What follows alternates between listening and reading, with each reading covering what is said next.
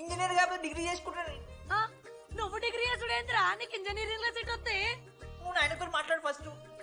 రే రే రే పెట్టేసిండు. ఏమయ్యో వస్తున్నా. ఏందే ఆడు హాస్టల్ కి వచ్చేస్తా అంటున్నాడు. ఈడికొచ్చి ఎంపిక్తాడంట. ఆడికి పాస్ పైన చికెన్ పెడుతున్నారట.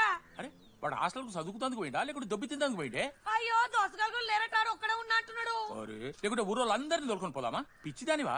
హాస్టల్లో 50 మంది ఉంటారు. ఆ 50 మందిలో ఎవడో ఒక దేని దిమాగ్గాడు ఉంటాడు. వాడు వీడు కరుస్తాడు. నువ్వు సపరేట్ నేనున్నానుగా.